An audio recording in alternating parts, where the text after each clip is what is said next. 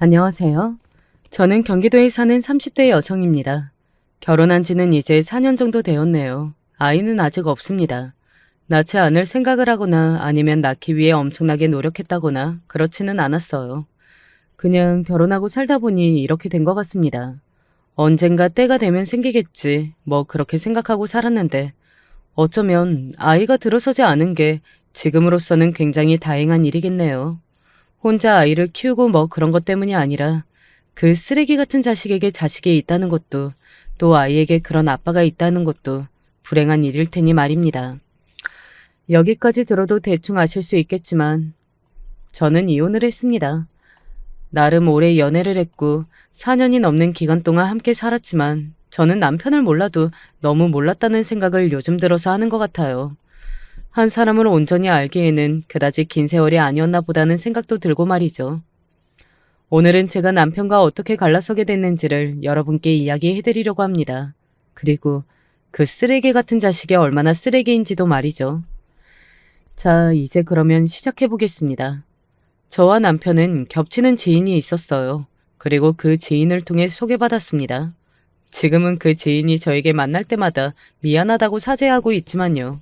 하지만 뭐 그분도 알고 소개해준 것도 아니니 원망은 하지 않아요. 어쩔 수 없었고 제가 운이 없었던 것뿐이라고 생각할 뿐입니다. 그렇게 생각하는 게 마음이 편하기도 하고요. 소개받은 그 당일부터 남편이 마음에 들었습니다. 대화가 아주 잘 통했거든요. 회사나 친구들이나 남자들과 대화가 정말 안 통한다고 늘 생각했었는데 남편은 달랐어요. 생각하는 것도 좋아하는 것도 너무 비슷했습니다. 그래서 너무 마음에 들었고요. 연애하는 동안에도 너무 잘 맞았어요. 남편이나 저나 나온 학교나 다니고 있는 회사의 수준 같은 게 비슷했어요. 관심사도 비슷하고 소득도 비슷하니 하는 취미생활 같은 것도 비슷했고 대화의 주제가 언제나 많고 길었습니다. 그래서 결혼하려면 이렇게 잘 맞는 사람이랑 해야겠구나 하고 생각했고 말이죠. 연애하는 기간에 너무 좋았기 때문에 결혼해서도 좋을 걸로 생각했습니다. 하지만 난관이 있기는 했어요. 나는 이 정도는 받았으면 한다. 시어머니가 조금 노골적으로 뭔가를 바라는 스타일이셨거든요. 흔히들 이야기하는 속물, 뭐 그런 사람이었습니다. 지금 생각해보면 정말 웃기기는 해요. 그다지 잘나지도 않은 아들 내세워서 며느리 될 사람한테 한 푼이라도 더 뜯어 먹으려고 했던 게 말입니다. 저희 집은 재산이 조금 있는 편이기는 했습니다. 아버지가 땅을 가지고 있는 게 있었는데 그게 꽤 많이 올라서 엄마나 아빠가 노후 걱정을 전혀 안 해도 될 만큼이기는 했어요. 그리고 그걸 제가 언젠가 남편에게 이야기한 적이 있었는데 그걸 또 본인 엄마한테 이야기했는지 시어머니가 아주 당당하게 혼수나 예단 같은 이야기를 요구하듯 하시더군요. 결혼 전에 남편에게 이야기했던 적이 있기는 합니다. 우리 집이 조금 여유가 있다고 해도 그게 정말 말 그대로 여유인 거지 부자는 아닌 건데. 솔직히 어머님의 요구가 조금 부담스럽기는 해. 우리 집을 대단한 부잣집으로 아시는 것 같아서. 미안해. 엄마한테 그러시지 말라고 했는데도 내가 한번 잘 말해볼게. 그때는 남편이 어떻게 설득했는지는 몰라도 시어머니가 받고 싶은 목록을 축소를 하시기는 했습니다. 뭐 순순히 해준 건 아니었고요. 너는 그 돈이 그렇게 아깝니? 와 같은 안 좋은 소리를 듣기는 했지만 말입니다. 지금 생각해보면 그때 요구하는 대로 다 안 해준 게 얼마나 다행인지 모르겠어요. 그 망할 집구석에 한 푼이라도 덜 쓴 걸 이렇게 안심해하는 지경이 되었으니 정말 인생사 모를 일이라는 생각만 듭니다. 그렇게 남편과 저는 결혼을 했습니다.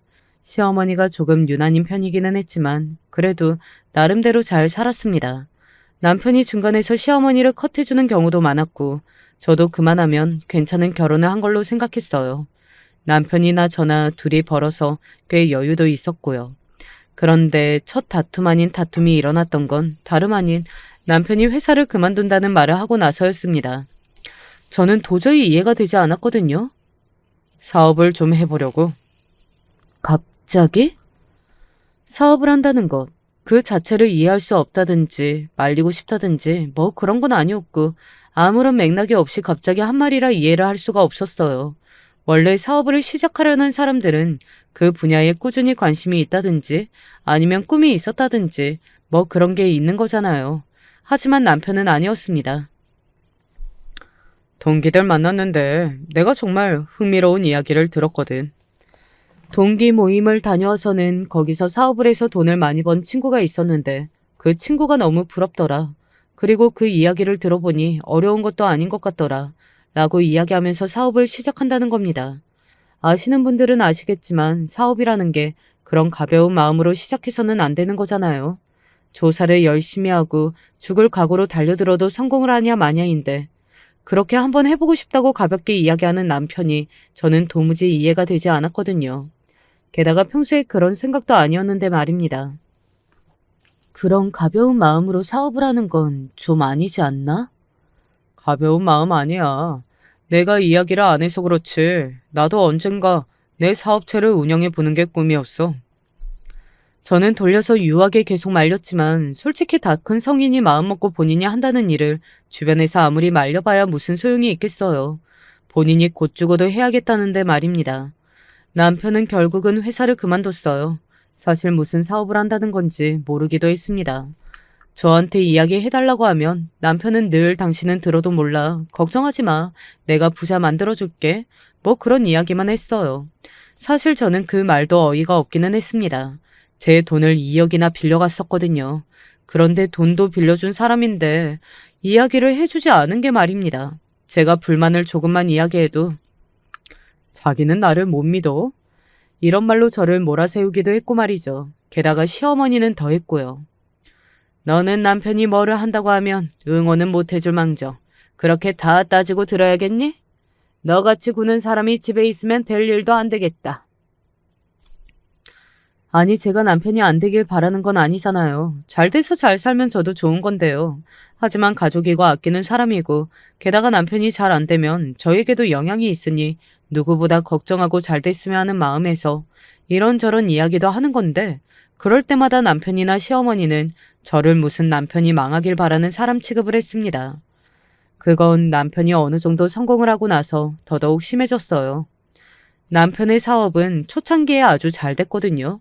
저에게 빌려간 2억도 이자까지 쳐서 2배로 갚을 정도로 말입니다.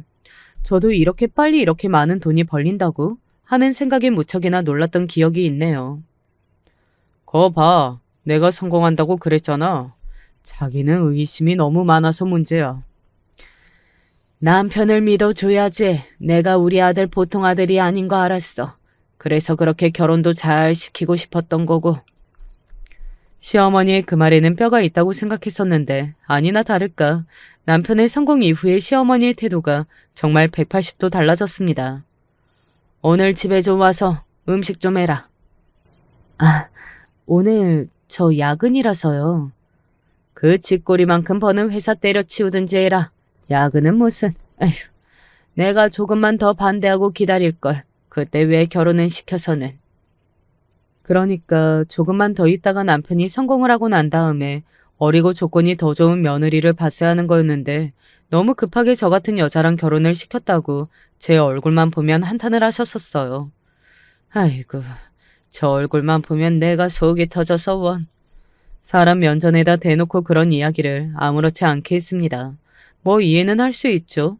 결혼을 비슷한 집안이라고 생각하고 맞춰서 시켰는데 나중에 내 자식이 엄청나게 성공을 하고 돈을 많이 벌면 부모 입장에서는 아까울 수 있다고 100번 양보해서 그럴 수 있다고 쳐도 시어머니는 조금 심하기는 하셨어요. 집에 와서 청소 좀 하라니까. 너는 네 주제를 알면 이런 거라도 잘해야 하지 않겠니? 자존심도 많이 상하고 솔직히 저도 어디 가면 괜찮다는 소리를 많이 듣는 편이기 때문에 많이 기분이 나쁘기도 했거든요. 하지만 현실적으로 생각하면 이혼을 해야겠다는 생각은 안 들기는 했습니다. 첫 번째로 저는 남편을 생각보다 많이 좋아하고 있었고 두 번째로는 솔직히 남편이 성공을 했는데 이런 상황에서 이혼을 하는 건 저도 아깝다는 생각이 들 수도 있는 거잖아요. 저도 인간인데 말입니다. 너희 두 사람은 문제 없잖아. 그러면 무슨 상관이야? 그래, 남편이 돈 많이 벌어다 준다며. 그 정도는 참고 살아. 주변에서 친구들이 이런 말을 하기도 했고 말이죠. 뭐 아까운 마음이 없었다는 건 거짓말이기는 했습니다. 그리고 솔직히 저도 어디 가서 돈도 막 쓰고 다니고 그러고 사모님 소리 듣고 다니는 거 좋았어요. 사실 그게 안 좋을 게 뭐가 있어요? 그렇다고 제가 돈을 막 쓰고 다닌 것도 아닙니다. 남편이 벌어다 준 돈으로 가방을 한두 개, 그리고 옷 한두 벌, 그 정도 산 게 다였어요. 평소에도 그런 사치품들을 좋아하는 것도 아니었지만 저는 제가 돈을 벌었으니까 제가 버는 거에 어느 정도 충족을 했고요. 아, 사람들 만나면 밥은 많이 샀네요. 다들 어찌나 밥 사라고 난리던지요. 좋은 집으로 이사를 가고 남편이 차를 바꿔준다고 하고 뭐 싫지는 않았습니다. 하지만 그런 것들로 인해 좋은 건 정말 잠시뿐이었던 것 같아요. 꼭 그렇게 여자가 나오는 술집에 가서 접대해야 하는 거야? 네가 사회생활을 너무 몰라서 그래. 남자들은 그런 곳에 가야 마음이 편해지고 속 이야기도 하고 그러는 거라고. 거래처 사장님들 입은 그렇게 여는 거야. 아니, 매번 이렇게 옷에 입술 자국 같은 거 묻히고 오는 거 내 입장에서는 싫을만 하잖아. 내 입장도 한 번만 생각해주면 안 돼? 야, 나는 뭐 좋아서 나가서 술 따르는 줄 알아? 네가 이렇게 좋은 집에 살고 좋은 차 끌고 다니는 거에 그 값이 다 있는 거야. 사람이 어떻게 다 지 좋은 일만 보고 하고 사냐? 너 너무 이기적인 거 아니니? 그런 문제로 남편과 저는 많이 다퉜어요. 지금 와서 돌이켜 생각해보면 좋은 집에 살고 좋은 차를 끌고 다니던 그때보다 신혼 초에 알콩달콩 가구 뭐 살까 고민하며 지냈던 시기가 비교도 안 되게 더 행복했던 것 같네요. 남편이 다른 여자를 만나는 것 같다고 느낀 것도 아마 그쯤이었던 것 같습니다. 하지만 확인하려고 하지 않았어요. 남자가 큰일 하는데 그럴 수도 있지. 너는 애가 뭐 그런 것까지 다 하나하나 신경 쓰니 너 같은 마누라 두면 될 일도 안 되겠다. 그런 말을 정말 계속해서 들으면 정말 그렇나 하는 생각이 듭니다. 제가 그랬으니까요. 요즘 흔히들 이야기하는 가스라이팅, 그걸 제가 당한 것 같다는 생각도 드네요. 나 오늘 늦어. 나 오늘 집에 못 들어가. 일주일에 아마 3일 이상은 외박을 했을 겁니다. 생각해보니 아이가 생기지 않을 법하긴 했네요. 남편이 집에 안 들어오는데 어떻게 아이가 생길 수 있겠어요. 회사를 그만두라는 압박도 많았습니다. 네 남편이 그만큼 버는데 네가 일을 왜 하니? 저는 돈을 버는 목적도 있지만 제 일이 좋아서 일을 하는 것도 있어서요. 정말 너도 고집 더럽게 세다. 이만큼 내가 이야기하면 그만둘 법도 하지 않니? 어떻게 어른 말을 이 정도로 귓등으로 듣니? 어? 그 무렵 시어머니와 저는 제 회사 문제로 다툼만 있었던 것 같네요. 그러던 어느 날이었습니다. 어머, 이분이 그 부인분이시구나. 누구세요? 아, 저는 사장님 자주 오시는 가게에서 일하는 사람인데 사장님이 하도 아내분 이야기를 자주 하셔서 얼굴이 궁금했거든요. 하루는 술이 잔뜩 취해서는 어떤 여자 손에 부축당해 집에 오더군요.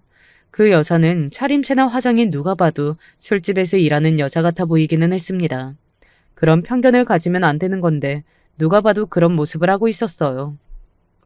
무슨 이야기를 하는데요? 아, 별 이야기 아니네요. 그냥 줏대가 굉장히 확실하게 있으신 타입이라나? 남편이 했을 말이 대충 짐작이 다 되었습니다. 평소에 저에게 하는 말이랑 비슷했어요. 고집이 세다. 뭐 그런 류의 말들 말입니다. 뭐 어떤 험담을 했든 그건 크게 상관이 없기는 했습니다. 하지만 기분이 엄청나게 나쁘기는 했어요. 내가 왜 그런 여자에게 그런 취급을 당하며 그런 이야기를 듣고 있어야 하는 건지 뭔가 허탈했달까요? 이렇게까지 하면서 이 남자와 살아야 하는 건가? 하는 생각을 그때 처음으로 했던 것 같아요. 그래서 그러고 얼마 지나지 않아 남편에게 이야기했습니다. 이혼을 하자고 말이죠. 당신도 나랑 갈라서고 싶은 모양인데 그냥 이혼하자. 남편은 제가 이혼을 하자고 할 줄은 전혀 예상을 하지 못한 사람처럼 놀란 얼굴로 저를 바라봤어요. 아마 본인 생각에는 본인이 이렇게 성공도 하고 이렇게 좋은 집에서 호강시켜주는데 그 정도는 참고 살아야 하는 게 당연한 게 아닌가? 뭐 그런 생각을 했을 겁니다. 그러니 그렇게 놀란 거겠죠. 이혼하자고? 정말로? 당신도 나 말고 당신 말 잘 듣는 줏대 없고 고집 없는 여자 만나고 어머님도 소원대로 어리고 순정적인 며느리 얻으시라고 해. 나는 진짜 도저히 못하겠다. 생각해보면 그때 제가 가장 불행한 모습을 하고 있지 않았나 싶어요. 입고 들고 다니는 것들은 비싸졌지만 제 얼굴을 보는 사람들마다 무슨 걱정이 있냐, 몸이 어디 안 좋냐 이런 질문을 했던 걸 보면 아마 얼굴도 근심이 가득했던 것 같고 말이죠. 제가 그렇게 나가니 남편도 아차 싶었나 보더라고요. 당신이 이혼을 생각할 만큼 힘들어하는지는 정말 몰랐어. 당신도 나랑 이혼하는 게 좋잖아. 그냥 하자. 아니야. 나는 아직 당신 사랑해. 나는 당신이랑 이혼할 생각 한 번도 해본 적 없어. 정말이야. 저는 남편의 태도가 상당히 의외긴 했습니다. 당연히 이혼하자고 바로 그렇게 나올 줄 알았는데 이혼하기 싫다고 하더군요. 솔직한 심정으로는 남편이 그렇게 나오는 게 반갑긴 했던 것 같아요. 이혼이 정말 그렇게 쉬운 일도 아니고 그리고 저도 어떻게 되었든 남편이 좋아서 결혼한 거였으니 잘 살면 그게 가장 좋은 거잖아요. 내가 앞으로 잘할게. 그러니까 이혼하자고는 이야기하지 마. 남편이 그렇게 저를 끊임없이 설득했고 저도 그 설득에 넘어갔습니다. 무엇보다 저를 아직 많이 사랑하고 있다는 말에 홀랑 넘어갔던 것 같아요. 그동안 봐온 남편은, 아니 사업을 하기 전에 봐왔던 남편은 좋은 사람이기는 했으니까 말입니다. 앞으로 우리 다시 한번 잘해보자. 남편과 그렇게 다시 한번 잘해보기로 이야기를 했었습니다. 그래서는 안 되었던 건데 지금 돌이켜보면 그 순간이 가장 후회되는 순간인 것 같네요. 남편은 달라진 듯 보였어요. 외박도 거의 하지 않았고 술은 마시기는 했지만 만취가 되어 돌아오는 날이 줄었습니다. 그리고 시어머니와 제 사이에서 저의 편을 들어주기도 했고 말이죠. 그게 가장 와닿았던 것 같네요. 어머니, 이 사람도 바깥일을 하는 사람인데 그렇게 무시를 하시면 어떡해요? 그깟 월급 얼마나 번다고 유세를 떨어. 이 사람 정도면 사회에서 정말 성공한 여자예요. 일도 잘해서 회사에서 인정도 받는 사람인데 왜 그걸 다 버리라고 하세요? 집에서 살림하고 사는 게 적성에 안 맞는 사람도 있는 거잖아요. 남편이 그렇게까지 이야기하니 시어머니도 더는 말씀하시지 않더군요. 남편에게 받아 쓰는 용돈이 상당했다고 알고 있었거든요.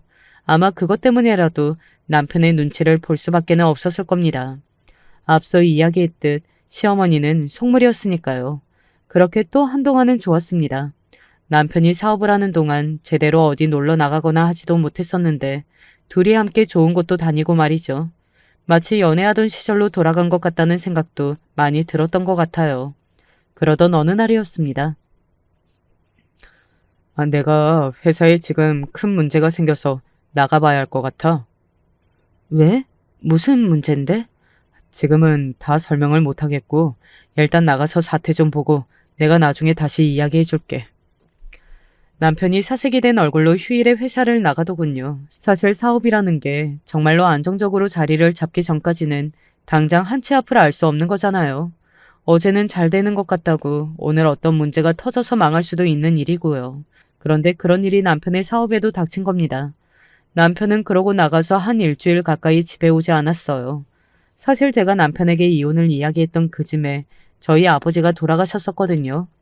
오랜 지병이 있으셨고 오래 병원에 계셨던지라 가족들 모두가 마음의 준비를 다 하신 상태에서 맞는 죽음이라고는 하지만 그래도 아버지를 떠나보낸 마음이 좋을 리가 없잖아요. 그래서 더 행복하게 살아야겠다 하는 생각이 들어서 남편에게 이혼 이야기를 했던 거기도 하고 말이죠.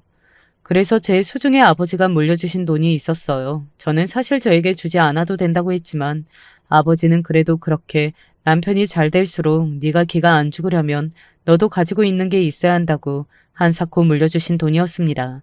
그게 약 10억가량이 되었어요. 남편도 그걸 알고 있었고요.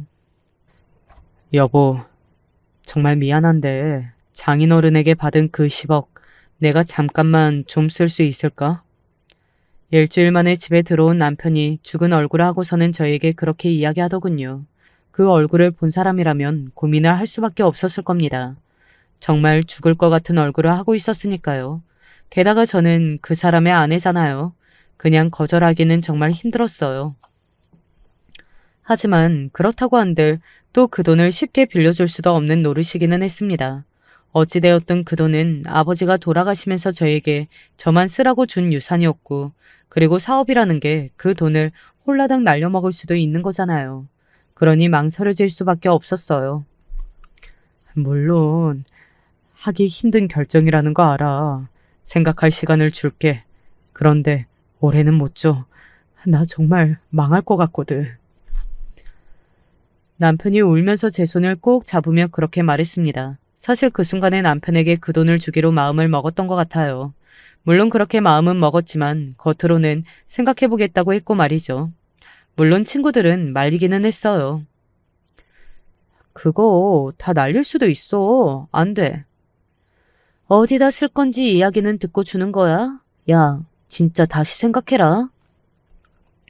지금 생각해보면 친구들 이야기가 다 맞는 말이고 제가 미친년이었지 싶기는 한데 그때 저는 남편에게 그 돈을 해주고 싶었던 것 같아요. 그 직전에 저에게 잘해준 게 아마 컸을 것 같습니다. 어떻게 되었든 아버지가 안 계실 때 남편이 저에게 너무 잘해줬고 그리고 변해가는 모습을 실시간으로 지켜봤고 말이죠. 이것만 있으면 되는 거야? 그 돈만 있으면 일단 급한 불은 끌 수 있어. 내가 그때 당신에게 빌린 돈 2배로 갚았잖아. 이번에도 꼭 2배로 갚을게. 안 그래도 되니까 원금 갚을 수 있을 정도만 만들어놔. 알겠지? 정말 고마워. 나는 진짜 당신밖에 없다. 아무도 돈 빌려주겠다는 말은 안 하는데. 그러면서 남편은 잘 될 때는 맨날 연락해서 밥 사라 술 사라 하던 인간들이 죄다 연락이 되지 않았다며 인간관계 다 필요 없다는 둥 그런 말을 하더군요. 이 기회에 남편도 많은 걸 배우겠구나 생각했던 것 같아요. 그동안은 조금 철이 없어 보이기도 했으니 말입니다. 그렇게 남편에게 10억을 빌려줬습니다. 진짜 뭐에 신 사람처럼 말이죠. 그때는 근데 그런 마음이기는 했어요. 이 사람이 나를 배신할 거다. 뭐 그런 생각은 단 하나도 해본 적이 없습니다. 왜 그런 생각을 해보지 않았던 걸까요? 그리고 며칠이 지났습니다. 왜 전화를 안 받아? 남편은 며칠째 집에 들어오지 않고 있었거든요. 회사 일 때문에 정신이 없어서 그런 걸로 생각하고 있었지만 부재중 전화가 들어와 있는 걸 보면 다시 저에게 걸어야 하는 건데 그것도 하지 않아서 조금 걱정이 되었어요. 돈 때문이 아니라 그냥 남편이 걱정되었던 겁니다. 그래서 남편의 회사로 찾아갔어요. 사모님, 어쩐 일이세요? 요즘 회사 정신 없죠. 이 사람이 연락이 안 돼서. 최근에 조금 일이 있었기는 했는데 지금은 조금 정리가 되기는 하는 것 같긴 하더라고요. 그런데 사장님 지금 회사에 안 계시는데? 남편이 회사에 없다고 하더군요. 저에게는 분명 회사에서 먹고 자고 한다고 지금 너무 정신없이 바쁘다고 했었는데 말이죠. 어딘가 싸하다 하는 느낌을 바로 받았던 것 같아요. 저는 다시 남편에게 전화를 했습니다. 이번에는 받더군요. 어디야? 나? 당연히 회사지. 거기서 정말 제 몸에 누가 얼음물을 뿌린 것 같은 기분이 들더라고요. 심호흡을 한번 크게 했습니다. 그리고는 눈을 감았다 뜨고는 다시 천천히 이야기했어요. 나 지금 당신 회사인데? 제 그 말에 정적이 흘렀습니다. 남편은 아무 말을 하지 않더군요. 본인이 회사가 아닌데 회사라고 한 걸 제가 알아버렸으니 말이죠. 아마 몰랐을 겁니다. 제가 찾아가기까지 할 거라고는 말이죠. 회사를 갔어? 왜? 하도 연락이 안 되니까 걱정이 돼서 왔지. 제 그 말에 또 남편은 잠시 말이 없더군요. 그러고는 그 전과는 확실히 달라진 말투로 말했습니다. 그 말투는 정말 그동안 저에게 했던 말투와는 달랐어요. 어딘가 싸늘하고 정말 별로 좋아하지 않는 사람에게 사무적으로 대하는 그런 말투였습니다. 내가 지금 집으로 갈 테니까 집에 가서 이야기하자. 그렇게 말하고서는 바로 전화를 끊더군요. 그 순간 직감했습니다. 이 개새끼가 나한테 오늘 엄청나게 못된 짓을 하겠구나 하는 걸 말이죠. 지금 생각해보면 제가 정말 그때 잘 생각하기는 한 것 같은 게 남편이 뭔가 나에게 못된 소리를 할 것 같다고 생각하자마자 녹음해야겠다부터 떠올랐던 것 같아요. 그리고 그건 정말 신의 한 수였습니다. 제가 먼저 집에 도착했고 얼마 지나지 않아 남편이 집으로 들어왔어요. 남편의 얼굴은 무표정이었습니다. 그 어떤 감정도 담고 있지 않은 얼굴이었어요. 남편은 저를 보자마자 이렇게 말하더군요. 이혼하자. 라고 말이죠. 제가 하자고 할 때는 그렇게 붙잡더니 그때와 심정이 달라졌다고 생각하지는 않았습니다. 그냥 그때는 목적이 있었다는 생각밖에는 들지 않더군요. 제 돈 말입니다. 너 그때 내가 이혼하자고 한 거, 붙잡은 거, 돈 때문이지? 제가 바로 그렇게 물었어요. 남편은 제가 그렇게 다이렉트로 물을 줄은 몰랐던 건지 움찔하기는 하더라고요. 하지만 이내 저를 빤히 보고서는 비웃듯 웃었습니다. 그리고는 이렇게 말했어요. 지금 생각해도 그 표정과 말투는 정말 역겹고 소름이 끼치네요. 그걸 이제 알았냐? 정말 어이가 없고 소름이 끼쳐서 그렇게 말하며 웃는 남편을 잠시 멍하니 바라봤습니다. 저런 새끼인 줄도 모르고 위로받았던 내가 바보 같고 또 인간이 어떻게 저럴 수가 있는지 하는 생각이 들어서 머릿속이 복잡했어요. 그래서 내가 빌려준 10억은 안 주겠다는 소리야? 그걸 내가 왜 줘? 너무 당연하게 이야기하는 그 뻔뻔함에 제가 무슨 말을 어떻게 해야 할지 몰라서 입만 벌리고 있었습니다. 그런 저를 보면서 남편은 이렇게 말했어요. 그러게 그걸 왜 빌려줘 등신아. 네가 빌려준 10억은 잘 쓸게. 이혼 서류에 도장이나 찍어. 그 말을 하던 표정과 그 말. 아마 그건 평생이 지나도 잊지 못할 거예요. 그만큼 저에게 그 장면은 충격적이었습니다. 이런 사람인 줄 하나도 몰랐던 내가 등신 같은 것도 있었지만 제 상식으로는 존재할 수 없는 쓰레기였거든요. 저런 사람인 줄 모르고 연애하고 결혼해서 산 모든 시간이 거짓말 같다고 생각했던 것 같아요. 얼마나 울었는지 모릅니다. 남편은 그렇게 말하고서는 짐을 챙겨 집을 다시 나갔어요. 나중에 안 사실이지만 전에 저와 마주쳤던 그 술집에서 일하는 여자랑 이미 살림을 차린 상태였더라고요. 그리고 제가 준 10억은 그 여자와 놀고 먹고 집을 얻고 뭐 그런 데에 쓴 것 같았고 말이죠. 한참을 울다가 번뜩 머릿속을 스쳐가는 생각 하나가 있었습니다. 저런 분리수거도 안 되는 쓰레기는 치워버리는 게 맞지 하는 생각 말입니다. 그리고 스쳐 지나간 인물이 하나 있었어요. 바로 저희 작은 아버지였습니다. 저희 작은 아버지는 검사셨거든요. 그것도 굉장히 유능한 검사 말입니다. 울면서 작은 아버지에게 전화했고 그간의 이야기를 다 했어요. 작은 아버지는 본인의 일처럼 분개하셨습니다. 그러고는 남편의 회사를 물었고 제가 대화 내용을 녹음했다고 하니 잘했다며 그 녹음본을 달라고 하셔서 들었어요. 그리고 얼마 뒤 모르는 번호로 전화가 한 통 왔습니다. 안건삼님께 이야기 듣고 전화드렸습니다. 제가 앞으로 변호를 해드릴 예정입니다. 작은아버지는 지인을 통해 이쪽 방면으로는 실력이 있는 유능한 변호사를 저에게 붙여주셨어요. 그러고는 본인이 남편의 회사를 파보겠다고 하시더군요. 저는 주변에 그렇게 믿음직하고 능력 있는 분들이 있어서 천만다행이라고 생각하고 있어요. 제가 그렇게 하고 있는 줄은 모르고 남편과 시어머니가 이혼 서류를 두고 저를 찾아왔습니다. 인간이 그렇게나 뻔뻔할 수가 있더라고요. 얼른 도장 찍거라. 버티고 있어봤자 소용없다는 거 모르겠니? 어느 미친년이 돈도 떼었는데 이혼 도장을 순순히 찍어줘요? 그거 증거 있어? 떼었다는 증거. 그거야 기다려보시면 알 일이고. 제 그 말에 남편이 어딘가 불안한 얼굴을 잠시 하기는 했던 것 같아요. 하지만 이내 뻔뻔한 그 얼굴을 치켜들고는 말했습니다. 네가 뭘 할 수 있는데? 그냥 조용히 이혼이나 해. 뭐 소송에서 재산 분할? 이런 거 다 소용없어. 나 정말 비싼 변호사 쓸 거거든. 네가 못 이겨. 너는 내가 너를 어떻게 할 줄 알고 이렇게 막무가내로 나오니? 뭐? 내가 등신이니? 돈을 10억이나 떼이고 네 불륜도 알았는데 그냥 이혼하자는 말에 네 하고 순순히 도장을 찍어주게? 지나가는 개도 알겠다. 그러면 안 된다는 거. 남편이 저를 빤히 보더군요. 아마 본인도 속으로는 말이 안 된다고 생각했을 겁니다. 그러면서 우기는 거였겠지만요. 정말 도장 안 찍을 거야? 그니까 너도 그 비싼 변호사든 뭐든 써. 나도 그럴 테니까. 변호사를 쓰겠다고? 미친놈아. 그러면 내가 가만히 앉아서 당할 줄 알았니? 너는 대체 나를 뭘로 보는 거야? 진짜 어이가 없네. 남편이 저를 호구로 봐도 정말 말도 안 되는 호구로 본 모양이더라고요.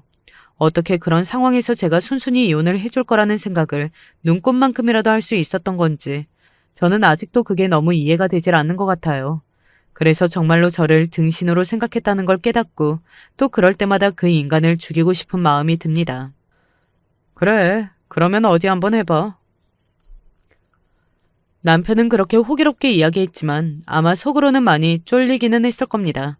누가 봐도 말이 안 된다는 걸 본인이 가장 잘 알고 있을 거였거든요. 제가 시비를 걸고 넘어진다면 불리할 건 본인이라는 걸 말이죠. 왜냐하면 그러고 나서 며칠 지나지 않아 제가 아직 소송장을 보내지 않았는데 연락이 와서는 이렇게 말했으니까요. 10억은 다는 못 주고 한 3억 정도는 줄 수 있으니까 하나도 못 받게 되기 전에 이거라도 먹고 떨어져. 어? 너 그게 똑똑한 거다. 라고 말이죠. 진짜 사기를 쳐도 뭐 저렇게 허술하고 멍청하게 치는 건지 그런 인간한테 속아 넘어간 저도 저거 말입니다. 아무튼 저는 그것도 욕을 하면서 거절했습니다. 네가 2배로 갚기로 약속을 했으니 그 금액을 주기 전까지는 나한테 순순한 이유는 없다고 말이죠. 그리고 얼마 지나지 않아 제가 보낸 소장이 남편의 앞으로 도착했습니다. 그리고 그걸 받아본 남편은 상당히 당황한 것 같았어요. 제가 그렇게까지 본격적으로 준비를 하고 있을 거라고는 한 번도 상상해보지 못한 모양이더라고요. 전화가 와서는 이게 뭐냐? 정말로 소송을 할 거냐? 너 미쳤냐? 하면서 그런 말들을 하다가 끊었거든요. 그리고 아마 본인도 알아본 모양이었습니다. 이런 경우에는 어떻게 되는 건지 말이죠. 그리고 아마 그런 대답을 받았겠죠. 그 10억을 다 돌려줘야 하는 것은 물론 정신적 피해 보상금에 위조료까지 줘야 한다고 말입니다. 이야기 좀 해. 그제야 우기고 욕하는 거 말고 제대로 된 대화라는 걸 해볼 생각이 든 것 같더라고요. 표정이 사뭇 진지했습니다. 저는 그런 모습도 우스웠지만 말이죠. 왜? 네 변호사가 큰돈 물려줘야 할 것 같다든? 듣자하니 굉장한 변호사라던데 어디서 이런 사람을 선임한 건데? 제 사건을 맡아주시는 변호사분을 두고 하는 소리인 것 같더라고요. 잘은 몰라도 유명한 분인 건 맞구나 하는 생각이 들었습니다. 저는 거기다 대고 이렇게 말했어요. 내가 너한테 이야기한 적 없나? 우리 작은아버지 직업. 생각해보니 제가 남편에게 저희 집안 사람들 이야기를 거의 안 한 것 같더라고요. 게다가 작은아버지와는 교류가 없기도 했고 작은아버지가 본인이 검사라고 하면 하도 여기저기서 말도 안 되는 이상한 부탁들을 해온다고 어디다 말하지 말라고 해서 더더욱 안 했던 것도 있고요. 네가 말해준 적이 없는데 내가 너네 작은아버지 직업을 어떻게 알아? 남편은 그렇게 이야기하면서도 어딘가 불안한 얼굴을 하기는 했습니다. 저는 그런 남편을 똑바로 보고서는 한자 한자 눌러 말했어요. 검사셔. 검사? 남편은 정말 많이 놀란 듯 보였어요. 그렇게 놀란 얼굴을 한 남편은 처음 보는 모습이었거든요. 조금 속이 풀리기는 하더라고요. 작은아버지가 자기 검사라고 어디 가서 이야기하고 다니는 거 별로 안 좋아해서 말 안 하는 게 습관이 됐거든. 딱히 말하지 말아야지 하고 생각했던 적도 없는데 어쩌다 보니 그렇게 됐네. 그 변호사분도 작은아버지가 소개해 주신 분이야. 남편은 아무 말도 하지 못하고 어버버거리고 있었습니다. 저는 그런 남편에게 폭탄을 투하했어요.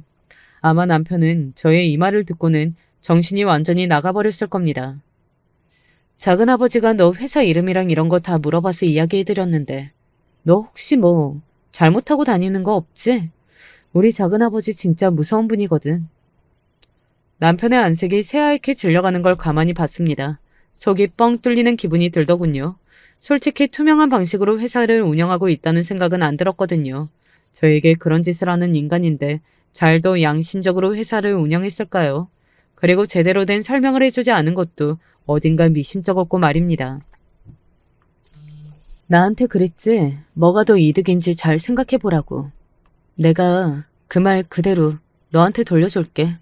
너 진짜 잘 생각해라. 뭐가 더 이득인지. 그렇게 이야기하고서는 그 카페를 빠져나왔습니다. 돈을 아직 받지는 못했던 상황이었고 그리고 소송을 이긴 상황도 아니었지만 그때만큼은 속이 뻥 뚫리게 시원한 감정이 들었던 것 같아요. 정말 웃기는 이야기 하나 해드릴까요? 남편에게 그 말을 하고 나온 다음 날 제 통장에 10억이 꽂혔습니다. 진짜 너무 웃기지 않나요? 그렇게 바로 꽂을 수 있는 돈이 있었으면서 저에게 안 주겠다고 버틴 것도, 그리고 그 이야기를 듣자마자 겁이 한 바가지 먹고서는 다음날 바로 10억을 제 통장에 꽂은 것도 말입니다. 인간이 어떻게 그렇게 짜치고 치졸할 수 있는 건지, 제가 어떻게 그런 사람을 사랑했던 건지 그 현실이 믿고 싶지 않았던 것 같아요. 그래서 살짝 우울증 비슷한 게 왔던 시기도 있었습니다. 사람을 보는 제 눈을 믿지 못하겠다는 생각도 있었고요. 저에게 그 10억을 보냈지만 저는 그걸로 끝낼 생각이 전혀 없었습니다. 그건 당연히 받아야 하는 돈이고, 이혼에 대한 귀책 사유를 물어야 하는 건 물어야 하는 거잖아요. 그건 엄밀히 다른 문제니까요. 그래서 소송을 취하지 않고 내용을 바꾸기로 했습니다. 10억은 받았으니 그걸 돌려달라는 내용은 빼고 남편의 불륜과 그간의 결혼 생활에 소홀했던 것, 그리고 사기를 치려고 했던 것, 뭐 그런 것들로 말입니다. 10억이 아니더라도 그 인간이 잘못한 건 차고 넘쳤으니까요. 돈 돌려줬잖아. 소송 취하하고 그냥 이혼해. 내가 왜? 그건 당연히 내 돈이니까 받아야 하는 거고. 네가 잘못한 죄값은 받아야지. 정말 이렇게까지 할 거야? 이렇게까지? 나는 너를 죽이고 싶은 걸 겨우 참았는데? 10억을 돌려주면 다 끝이 날 거라고 생각했던 모양이더라고요. 그 정도 뻔뻔한 인간이어야 그런 짓도 할 수 있었던 거겠지만 말이죠. 저는 당연히 이혼 소송을 취하지 않았고 남편은 저에게 위자료와 정신적 피해 보상금도 지급해야 하는 상황이 되었습니다. 남편은 판결이 나고 나서는 순순히 판결이 난 금액을 다 줬어요. 나중에 안 사실이지만 자기가 이렇게 다 들어주면 저희 작은아버지가 회사에 대한 것들은 안 걸고 넘어질 거라고 생각하고 그렇게 행동했던 것 같더라고요. 하지만 남편은 저희 작은아버지를 정말 하나도 몰랐습니다. 절대 그런 분이 아니시거든요. 잘못이 보이면 끝까지 다 따지고 들어야 하는 분이셨어요. 그래서 아버지랑도 어릴 때부터 다툼이 많았다고 들었고 말이죠. 엄청나게 문제가 많은 회사더구나. 합법적인 게 없던데. 작은아버지는 그렇게 말하면서 이혼을 하게 된 게 잘 된 거라고, 언젠가 그 문제가 반드시 되었을 거라고 그런 말을 하셨습니다. 작은아버지가 그 말씀을 하시고 난 뒤 얼마 지나지 않아 남편의 회사는 그야말로 뒤집어졌습니다. 조사가 들어와서 정말 그야말로 뒤집어졌다는 말이 맞게 뒤집어졌더라고요. 그 이야기를 듣고 얼마 지나지 않아 바로 남편에게 전화가 왔고 말이죠. 돈도 다 받아갔잖아. 아, 그런데 이렇게까지 해야겠어? 내가 뭐? 회사까지 이렇게 풍비박산이 나게 해야겠냐고. 내가 그런 거야? 조사를 할 만한 게 있고 네가 잘못했으니까 그에 따른 결과지. 그러게, 왜 그따위로 살았니? 네가 그따위로 안 살았으면 되는 건데 왜 인제 와서 내 탓을 해? 네가 너네 작은아버지한테 말해. 이거 원래대로 다시 되돌려 놓으라고. 내가 왜? 너 진짜 죽고 싶어? 그리고 우리 작은아버지가 얼마나 완강하고 대쪽 같은 분인데 내가 하지 말라고 해도 네가 그런 잘못을 저질렀으면 그냥 두실 분이 아니야. 그런 제 말에 남편은 소리를 지르고 욕이라는 욕은 다 하면서 별소리를 다 하더군요. 저는 목소리를 듣고 있는 것조차 너무 싫어서 그냥 전화를 끊어버렸습니다. 불안한 생각이 들기는 했던 것 같아요. 저렇게 잃을 게 없는 상태가 되면 제가 그 일을 다 만들었다고 생각하고 저에게 앙심을 품고 보복할까 봐서 말입니다. 요즘 뉴스를 보면 그런 것들이 많이 나오잖아요. 보복 범죄, 그런 거 말입니다. 그리고 남편은 그 예상을 한치도 벗어나지 않았습니다. 야, 이년아, 나오라고. 신고하기 전에 꺼져라. 내가 너 가만히 둘 것 같냐? 나 이렇게 망하게 하고 너는 두 다리 뻗고 자게 내가 그렇게 둘 것 같아? 어? 남편만 그런 게 아니었습니다. 남편이 오지 않는 날이면 시어머니가 찾아와서는 난리를 치곤 했어요. 주변 사람들이 저를 다들 불쌍하다고 매일 말할 정도로 정말 진상 중에 진상 그 자체였습니다. 네 년이 우리 아들 망하게 했다며? 내가 살다 너 같은 독한 년은 처음 본다. 우리 아들 그렇게 만들고 너는 잘 살 것 같냐? 어? 늘 경찰이 출동하고 나서야 사태가 진정이 되었어요. 물론 남편의 그 난리는 얼마 가지 못하기는 했습니다. 알고 봤더니 남편은 있지도 않은 해외 자원이 있다고 거짓말을 하고 여기저기서 투자받고 그걸로 돈을 굴리고 그랬던 모양이더라고요. 저한테뿐만이 아니라 그냥 정말로 사기를 치고 있었던 겁니다. 남편에게 투자를 했던 사람들이 남편을 사기죄로 고소를 했고 남편은 돈을 굴리는 과정에서도 불법적인 정황이 드러나서 결국에는 징역을 살게 되었습니다. 그래서 더 이상 저희 집 앞에 찾아오지 못했어요.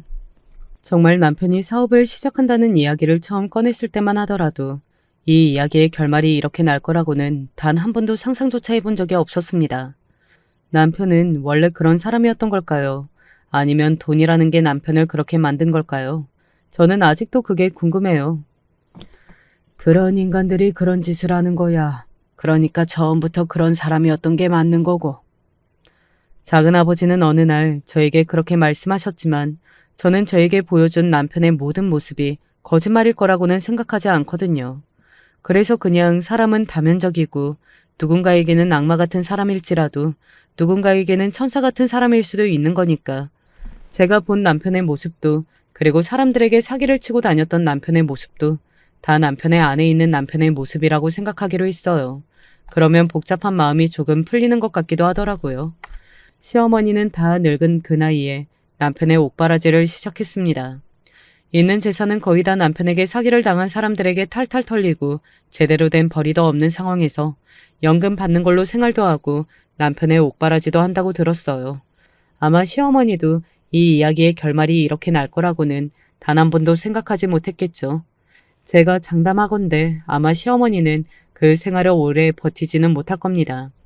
워낙 허영심이 있으신 분이고 돈을 쓰지 않고서는 못 견디는 분이니 어디선가 또 좋지 않은 방법으로 돈을 마련하거나 아니면 남편을 모른 척하는 것을 선택하시겠죠. 그러고 보니 그 말이 맞는 것 같네요. 콩 심는데 콩 나고 팥 심는데 팥 난다는 그 말 말입니다. 뭐 그런 어머니 밑에서 자랐으니 남편이 그렇게 된 것도 이해가 되지 않는 건 아니네요. 좋은 부모를 만나는 것도 대단한 재산인 것 같다는 생각을 지금 다시 하게 되는 것 같습니다. 최근에 아빠가 꿈에 나온 적이 있습니다. 이 일이 다 해결이 되고 나서 말이죠. 그런 나쁜 놈은 빨리 잊어버리고 네 인생을 살거라. 평소에도 그런 말은 잘 안 하시던 분이었는데 제가 어지간히 답답하셨나 보다 하는 생각이 들어 죄송했던 기억이 있네요. 돌아가시고 나서도 속을 썩이는 자식이라니 말입니다.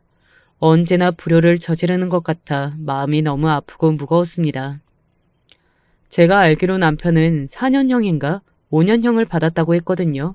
그래서 사실 그 뒤의 일이 걱정이 되지 않은 건 아니에요. 이사 가고 이름도 바꿔. 그렇게까지 해야 돼? 사람 일 모르는 거다. 나와서 너 못 찾게 해. 그런 인간은 아마 나오자마자 너부터 찾을걸?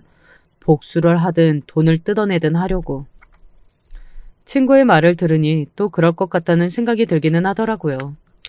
그래서 지금 가명 신청도에 두고 이사갈 집도 알아보는 중입니다. 사실 이런 것들을 하면서 억울하다는 생각이 들기는 했어요. 가해자는 그 인간이고 저는 피해자인데 왜 제가 이름도 바꾸고 이사도 가고 하면서 숨어 지내야 하는 건지 말입니다. 이름을 바꾸고 나면 이직도 하려고 회사를 이리저리 알아보면서 정말 이렇게까지 하는 게 맞나 하는 생각이 들기는 했지만 그래도 마음 한편의 불안함을 가지고 사는 것보다는 나을 것 같다는 생각이 들기는 했습니다. 그리고 무엇보다 그렇게 해야 엄마가 마음 편할 것 같다고 하시기도 했고요. 남은 엄마에게만이라도 앞으로는 자식 때문에 속썩이는 일 없이 편안하게 해드리는 게 제 삶의 목표가 되었거든요. 사람이 살아가면서 제일 하지 말아야 할 것 중에 하나가 남을 속여서 자신의 이득을 취하는 걸로 생각해요.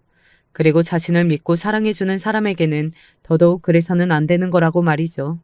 그건 그 사람에게도 상처가 되는 거긴 하지만 결국은 나중에 본인에게 다 돌아간다고 생각하거든요. 요즘같이 사람이 귀한 시대에 자기를 좋아하고 사랑해주는 사람을 정말 귀하게 여겨야 하는 건데 말입니다. 결국 남편 옆에 친구고 가족이고 아무도 남지 않게 된 지금을 생각하면 더더욱 그런 생각이 강하게 듭니다. 그래서 저는 제 주변에 있는 사람들에게 잘하는 걸 앞으로의 인생의 지향점으로 삼으며 살아볼까 합니다.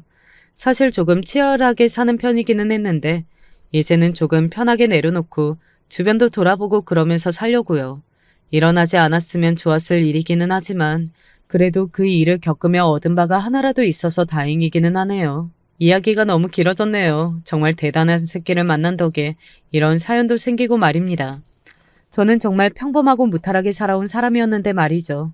그걸 생각하자면 조금 억울하기는 하네요.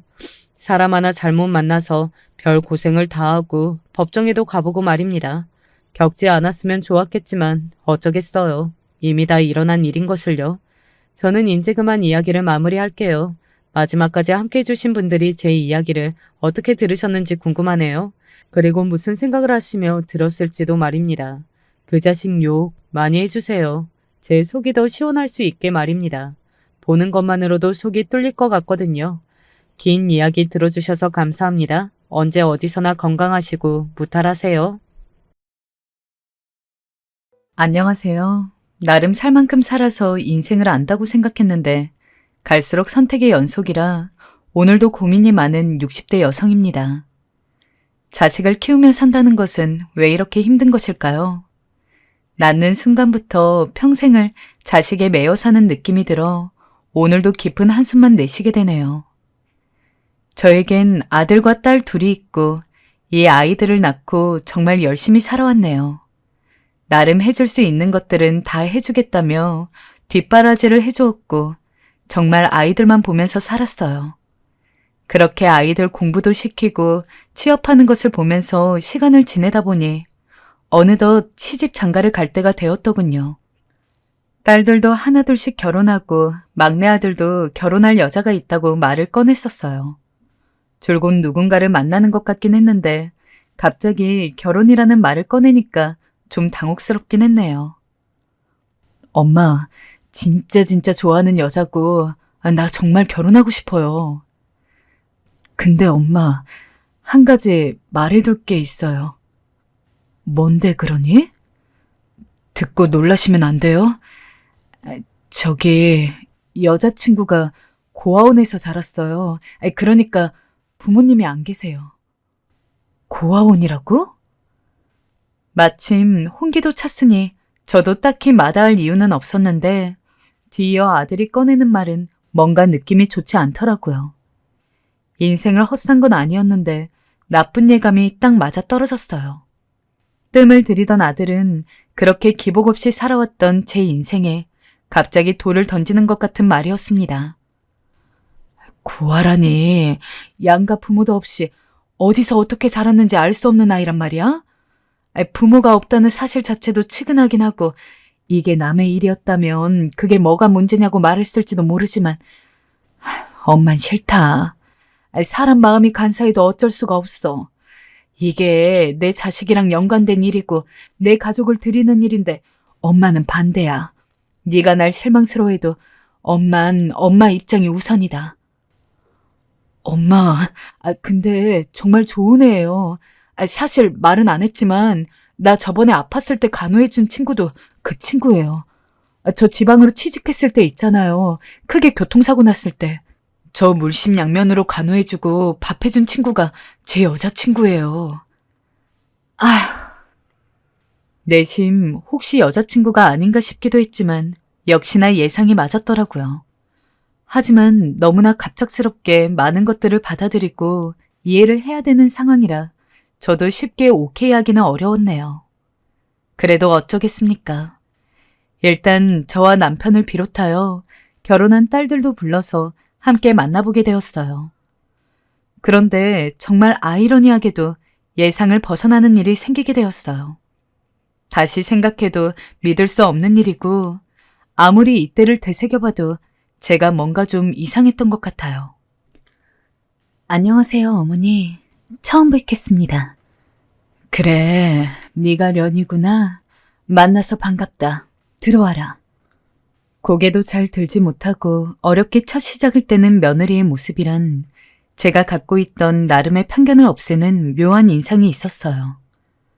머릿속으로 이런저런 생각들을 하면서 전날 잠도 못 자고 나왔는데 제 예상과는 달리 참 단아하고 예쁜 아이더군요. 이 며느리를 보니 고아로 살아왔는 세월이 짠하게 느껴지기도 하고 그렇게 나쁘게 보이지만은 않았어요. 사람들 느끼는 건 다 비슷한 건지 가족들도 수더분해 보이는 며느리를 보고 한창 홍기가 찬 아들에게 있어 문제가 될 것 같진 않다고 느꼈던 것 같습니다. 진우 엄마, 며느리 괜찮아 보이는데 이때 반대했다가 영영 장가 안 간다고 하면 어떡하나. 그냥 허락해줘. 생각해보고요. 아직 섣불리 결정하기 싫어요. 우리가 몇 번 봤다고 덥석캘 며느리 맞이해요? 까다롭게 굴지 마. 진우 나이가 몇인데. 저 정도면 감사하게 생각해야 할 며느리지. 고아가 뭔 대수야. 사람이 착실하게 살아오기만 하면 됐지. 이 사람이 참. 남편은 그럭저럭 마음에 들었는지 웬만하면 결혼 성사를 시키자고 설득하더군요. 하지만 저는 선뜻 마음이 내키지 않아 남편에게 짜증까지 내며 계속 고민하고 고민했습니다. 아들은 똥줄이 탔는지 제게 하루 걸러 하루 전화를 걸어오더군요. 그러던 어느 날 예비 며느리에게서 전화가 걸려왔어요. 저를 잠깐 보고 싶다고 주저하며 말을 하더라고요. 안 나가기도 못하고 다시 한번 알아볼 겸 커피숍에서 다시 며느리를 만났습니다. 어머니 오셨어요? 미안하다. 차가 막혀서 좀 늦었구나. 아니에요. 저도 방금 왔는걸요. 저 사실 어머니 제가 이렇게 뵙자고 한 건 어머니도 아시겠지만 제가 진우 씨에게 많이 진심이고 또 정말 결혼해서 잘 살 수 있다는 말씀 드리고 싶어서예요. 제 출신이 고아이고 엄마 없이 자라긴 했지만 그래서 더 열심히 살았어요. 저 마음에 안 드시겠지만 한 번만 믿어주실 순 없나요? 얘야, 너도 내가 원망스럽고 편견에 잡힌 사람이다 생각하겠지만 너도 네 자식을 낳으면 이해할 거다. 세상 어떤 부모가 고아에게 장가를 보내고 싶겠니? 나는 더 할 말 없다. 먼저 일어서마. 사실 저도 내심 그렇게 싫지는 않았고 변덕이 심한 아들 성격에 저러다가 장가 평생 안 간다고 할까봐 좀 걱정되기도 했어요. 허나 귀하게 키운 아들이라 그땐 제 아들밖에 눈에 보이지 않더라고요. 나가는 길에 슬쩍 뒤를 돌아보니 이 아이가 머리를 테이블에 대고 서럽게 우는 게 보여 잠시 멈칫했지만 그래도 이왕 나쁜 부모 된 거 끝까지 그러자 굳게 마음먹었습니다. 엄마, 정말 안 돼요? 부탁드려요. 저 지금껏 엄마 기대 어긋남 없이 커왔잖아요. 엄마도 저 속 한 번 안 썩이는 아들이라고 했고요. 이번 한 번만은 제 의견 맞춰줄 수 있잖아요. 글쎄 안 된다니까. 계속 이런 말로 사람 들들 볶을 거면 나가라. 엄마, 이러실 거예요? 이런 식이면 저 엄마랑 인연 끊고 살 수 있어요. 뭐야? 멀었지? 제가 사랑하는 여자 못 받아주시겠다면 새로운 가정 꾸려야죠. 엄마가 선택하세요. 이놈아, 당장 네 엄마한테 사과 안 해? 어디 터진 주둥이라고 자식이 부모한테 철륜 끊는다는 소리를 나불대고 있어. 결국 아들이 부모와 인연 끊겠다는 말을 내뱉자 어쩔 도리가 없더군요. 자식 낳은 게 죄인이었죠. 그래서 마음에 드는 것은 아니었지만 어쩔 수 없이 결혼을 시키게 되었습니다. 아들은 나중에 이 일에 대해 사과하긴 했지만 당시 아들한테 그런 말을 들은 충격이 너무 커서 그런지 마음이 쉽사리 풀리진 않았네요. 아들이 그렇게 허락을 받아가니 제 눈에 며느리가 더더욱이나 곱게 보일 리 없었어요. 아들을 조종해 이런 일을 벌렸다고밖에 생각이 되지 않았고 그래서 며느리가 전화로 오든 뭐라든 무시하거나 시큰둥하게 반응하기 일쑤였습니다. 차라리 저들끼리 잘 살았으면 싶네요. 여긴 신경도 쓰지 말고. 그래, 그럴 거야. 당신도 너무 마음 상해하지 마.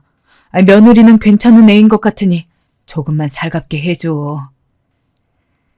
저는 정말로 아들과 며느리 둘이서 알아서 그냥 잘 살길 바랬어요. 명절날만 잊지 않고 찾아와주면 그걸로 좋겠고 가끔 안부 인사로 전화 몇 통 해주면 고마울 것 같았어요.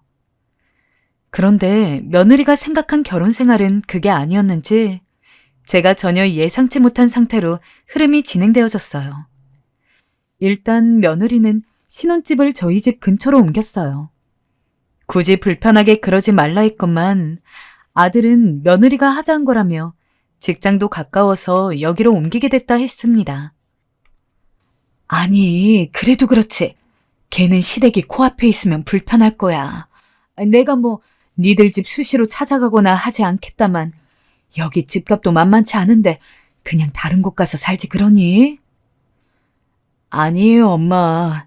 아내 직장이 이 근처이기도 하고 아내가 그러자 한 거예요. 아무튼 자주 들릴게요, 엄마. 아냐, 됐다.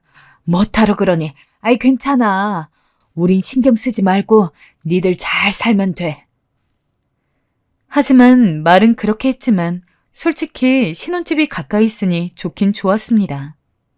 최대한 연락도 자제하고 괜한 일로 그 집엔 안 가려 했건만 아들이랑 떨어지지 않게 됐으니 좋은 건 어쩔 수 없었죠. 그런데 온 가족이 놀랄 정도로 며느리가 180도로 변했습니다. 매일같이 우리 집에 아들과 함께 아침에 오고 종일 저와 함께 있으면서 같이 장을 보고 집안일을 돕고 제 옆에만 붙어 있는 것이었어요. 솔직히 제 결혼한 딸들도 이러진 않았는데 저는 처음에 이런 생활이 실감이 나지 않아서 조금 당황스러웠어요. 어머니, 제가 있는데 왜 어머니께서 일을 하세요? 저한테 맡기시고 쉬세요. 어? 아니다. 내가 할 일이야. 너는 너 할 일 하면서 쉬렴. 에이, 어떻게 그래요. 제가 할 테니 얼른 쉬세요. 아, 얼른이요. 초반에 쭈뼛하고 제 눈도 못 쳐다보던 며느리는 굉장히 살가운 아이로 변해 있었어요. 심지어 애교까지 부리고 제 팔에 은근슬쩍 팔짱도 끼는데 웃는 얼굴에 침 못 뱉는다고 저도 화를 못 내겠더라고요. 이상하게도 며느리를 보면 오히려 화도 상처도 가라앉고 마음이 편해지는 기분이 들었어요. 그렇게 생전 들어보지도 못했던 말을 며느리에게 들으면서 저는 어느새 며느리가 해주는 밥과 간식들을 먹으며 어정쩡하게 앉아있게 되었네요. 여보, 언제까지 저러려는 걸까? 난 솔직히 이해가 안 돼. 신혼이고 그러면 자기 집에서 오붓하게 시간 보내는 게 좋을 텐데 왜 우리한테 이러는 거지? 당신이 좋은가 보지. 참 살다 보니 이런 일도 있네. 당신 얼음장 같은 마음을 녹이고 말이야. 그것도 딸도 아니고 며느리가. 아니, 난 그렇게 생각 안 해. 분명 저것도 한두 번 하다 말 거야. 3개월만 지나봐. 난 쳐다보지도 않을걸? 여긴 더더욱 안 올 거고. 어쩐지 더 여우 같아서 마음에 안 들어. 하지만 제 예상과는 달랐어요. 3개월이 지나도 며느리는 매일 저와 있고 저녁에 아들이 여기로 퇴근하면 나란히 넷이서 저녁 먹고 설거지까지 다 하고 우리가 쉬는 걸 보고 가기를 계속하더군요. 저는 원래도 조금 개인적인 성격이라 그런 며느리가 더 불편해졌고요. 그러던 어느 날이었습니다. 제가 부엌에서 요리를 하고 있었는데 며느리가 황급히 달려오더니 자기가 한다고 하더라고요. 솔직히 저는 그때만 해도 며느리를 의심하고 있었기 때문에 얼른 이해가 가면을 벗고 본색을 드러내기를 바라고 있었어요. 그 정도로 신뢰하지 못하고 있던 상태였습니다. 어머니, 저 달라니까요. 제가 할게요. 됐대도? 왜 이러니 정말 귀찮게. 짜증나 죽겠네. 어머니, 죄송해요. 제가 너무 귀찮게 했죠. 제가 너무 제 생각만 했나 봐요. 죄송해요. 오늘은 일찍 갈게요. 순식간에 분위기가 험악해졌습니다. 저는 말을 한 후에야 제가 괜히 화냈다는 걸 알았고 며느리는 풀이 죽어 집으로 돌아가더군요. 그 뒤 며느리는 저희 집에도 덜 방문했고 연락도 덜 했습니다. 마음이 찝찝하기 이를 데 없었지만 이미 모진 말을 한 뒤라 주워 담을 수도 없었어요. 그렇게 몇 주간을 지내고 난 뒤 숫기 없는 며느리가 다시 집을 찾아왔습니다. 그리고 그날의 일을 꺼냈는데요. 며느리가 어렵게 뗀 말을 듣고서야 저는 왜 지금껏 그랬는지 알 수 있었고 주책이지만 며느리에게 미안해서 눈물이 찔끔 났습니다. 어머니, 저는 고아로 자라서 늘 엄마 있는 애들이 부러웠어요. 같이 음식도 해먹고 목욕탕도 가고 편하게 수다도 떨고 저한테도 절 키워주신 좋은 수녀님이 계셨지만 엄마의 자리는 늘 그리웠던지라 그런 아무렇지 않은 일상이 참 부러웠어요. 그런데 어머니 처음 뵌 날 기억하세요? 어머니가 절 마음에 들어하지 않는다는 걸 아는데도 어머니가 해주신 밥이랑 국이랑 전이랑 다 너무 따뜻하고 맛있더라고요. 그래서 더 그랬던 것 같아요. 어머니께 기대고 싶고 어머니랑 더 정을 나누고 싶어서. 죄송해요, 어머니. 갑자기 눈물이. 말을 들으니 어찌나 며느리가 측은하게 느껴지던지요. 저도 자식을 셋이나 낳아서 알지만 부모와 아이의 관계라는 건 얼마나 많은 감정들로 뒤엉켜 있는 관계인가요? 그것을 한 번도 느껴보지 못하고 늘 간접적으로 상상만 했었다고 하니 가슴이 아팠습니다. 저는 그 자리에서 아무 말 못하고 그냥 며느리를 끌어안고 미안하다고 진심으로 사과했습니다. 그 후 저도 마음을 조금씩 열고 며느리와 마주하는 것을 좀 더 편히하게 되었네요. 딸들과도 못해봤던 단둘이 영화 보러 다니는 일, 쇼핑하는 일까지 빠짐없이 따라다니는 며느리를 보니 저는 왠지 늙음하게 어린 친구가 생긴 것 같은 마음마저 들 정도였어요. 하도 같이 장 보러 다니고 매일 운동도 하러 다니고 하다 보니 동네 사람들이 숨겨둔 막둥이 딸이 또 있던 거냐며 너스레를 떨 정도였죠. 저랑 우리 어머니랑 그렇게 닮았어요? 좋아라. 엄마, 제가 엄마 닮았대요. 그러게, 우리 이쁜 년이랑 날 비교하면 안 되는데.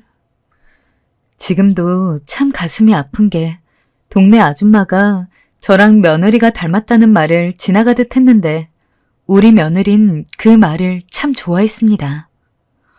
얼마나 좋았는지 밥 먹는 내내 제게 그 말을 했을 정도였죠. 들떠있는 며느리를 보니 저도 모르게 며느리가 그간 얼마나 외로웠는지 고생했는지 눈에 보여 안쓰러웠습니다. 그렇게 금세 2년이 흘렀고 짧다면 짧고 길다면 긴 시간 서로 눈만 봐도 무슨 생각을 하는지 알 정도로 저와 며느리는 붙어 지냈네요.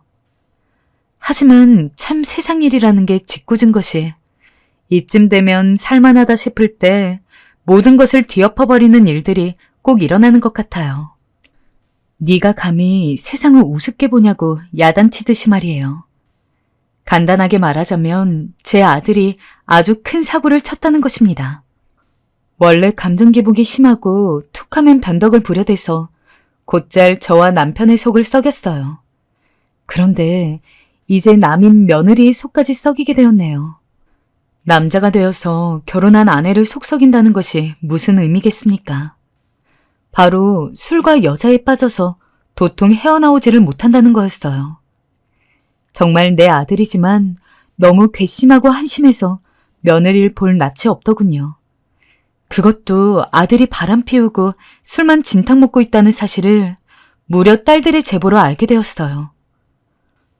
엄마, 진우 여자 만나고 다니는 거 알아? 뭐라고? 세상에, 그게 무슨 해괴망측한 소리니? 걔가 지 와이프 냅두고 무슨 여자를 만나고 돌아다녀? 아니, 내가 얼마 전에 점심 사주려고 회사 앞에 갔는데 생판 처음 보는 어린 여자애랑 같이 있는 거야. 팔짱도 끼고 아주 가관도 아니었어. 뭐? 딸의 말을 듣고 나니 차라리 벼락을 맞은 게 나을 정도로 머리가 어질어질했습니다. 저는 이 얘기를 듣고 깊은 시름에 잠겼습니다. 며느리도 바람피고 있는 걸 알고 있을지 이걸 내 입으로 얘기해줘야 하는 건지도 고민이 되었어요. 그러던 어느 날 평소처럼 며느리랑 운동을 같이 하기 위해 저희 집에 왔을 때 저는 며느리에게 잠시 이야기를 하자고 했어요. 아가야, 실은 말이다. 전 말을 하다 말고 며느리의 눈치를 바로 살폈습니다. 며느리를 보았는데 눈물이 글썽하더니 고개를 바로 푹 숙이더군요. 얘야, 너 알고 있었니? 네, 어머니. 며느리는 그제야 끄끄거리며 울음을 참더군요. 그리고 저는 그때 하면 안 될 말을 며느리에게 해버리고 말았어요. 다시 생각해도 가슴을 치고 싶을 만큼, 시간을 되돌리고 싶을 만큼 후회하는 말입니다. 내가 야단 칠 테니 다시는 못 그러게 할 테니까 네가 한 번만 좀 참아주면 안 되겠니? 미안하다, 아가야. 근데 내가 꼭 어떻게든 단속시키마. 알겠습니다, 어머니. 참 끔찍한 말인 것 같습니다. 며느리가 제 딸이었다면 저는 이런 소리를 감히 올리지 못하고 미친 듯이 분노했을 거예요. 그러나 그 아들도 제 딴엔 자식이라고 감싸게 되더군요. 여기서 반박하고 대든다고 해도 저에게 크게 할 말이 없는 입장이었는데 불쌍한 며느리는 저 한마디만 남기고 돌아서서 집안일을 계속하는 것이었어요. 여전히 바지런한 그 뒷모습을 보니 안쓰럽고 너무나 미안했습니다. 그날 저녁 저는 아들을 따로 불렀고 누가 볼까 무서워 낮은 목소리로 한참을 야단쳤습니다. 네가 좋다고 데려온 네 부인은 어쩌라는 거야? 이럴 거면 결혼은 왜 했어? 너 나한테 결혼 전에 뭐라 했니? 결혼 안 하게 해주면 영 끊겠다며. 그래놓고 도대체 왜 이러는 거야? 알았어, 엄마. 귀 따가워 죽겠네. 좀 그만 말해요. 내가 알아서 할게. 지금 만나는 애는 헤어지면 되잖아. 그리고 엄마 아빠한테 효도하려고 장가가 준 거 아니야. 그 정도면 착하고 예쁘고 순수하고 며느리감으로 딱 좋지 뭐. 근데 나도 사람인데 질리는 걸 어떡해? 엄마는 뭐 아빠랑 살면서 늘 사랑만 했어? 아니잖아. 나도 잠깐 바람피다 오는 거야.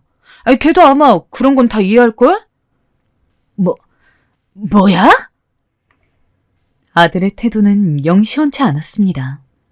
반성할 생각이 전혀 없었어요. 아들의 말은 너무 기가 차서 내가 낳은 자식이 맞는 건지 아니 나를 탓해야 하는 건지 싶을 정도로 한심했어요.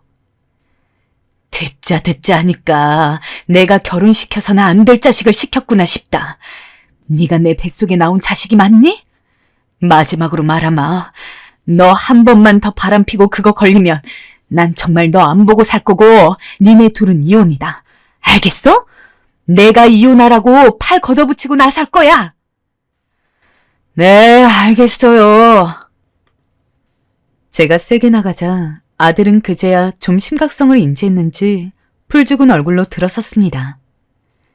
그렇게 기막힌 아들의 대답을 듣고도 몇 달간은 어찌어찌 둘의 생활은 이어졌고 아들도 조금 자제해야겠다 싶었는지 집에도 일찍 들어오고 외박도 안 하는 것 같았습니다. 너무도 다행이었죠. 드디어 며느리 볼 낯이 좀 생기는 것 같았어요. 그래도 제가 한 말에 미안함이 있었던지라 어느 날은 며느리 손을 잡으며 미안하다고 용서해달란 말을 중얼거리곤 했어요. 그러던 어느 날이었어요. 남편이 제게 심각한 얼굴로 다가와선 한숨을 푹 쉬더군요. 무슨 일이에요, 여보? 회사에서 뭐 안 좋은 일이라도 있었어요? 그게 아니고, 진우 이놈 왜 이리 정신을 못 차리는 건지. 오늘 며느리한테서 전화가 왔는데 말이야. 나한테 돈을 좀 꿔줄 수 있겠냐 하더라고. 돈이요? 진우 그놈이 도박을 하고 다니는 모양인가 봐. 거기에 정신이 팔려서, 글쎄, 집 차까지 팔았대. 생활비는 안 갖다 준 지 오래됐고, 여자를 끊더니 이제는 도박까지. 정말 착하고 순했던 놈이 왜 이리 된 건지. 그래도 당신 걱정할까봐 며느리가 말하지 말라고 신신당부했어. 정말 참담하고 절망스러웠습니다. 아들이 정신 차렸을 거라고 믿고 있었는데 들려오는 소식은 이번엔 도박에 빠져 돈을 여기저기 탕진하고 다닌다는 소식이었으니 며느리가 왜 며칠간 얼굴을 안 비쳤는지 알겠더라고요. 저는 당장 아들놈을 찾아갔습니다. 그러나 제가 갔을 때 이미 아들놈은 없더라고요. 어디로 잠적을 한 건지 퀭한 얼굴로 누워있는 며느리만이 보였습니다. 이게 다 어떻게 된 일이야?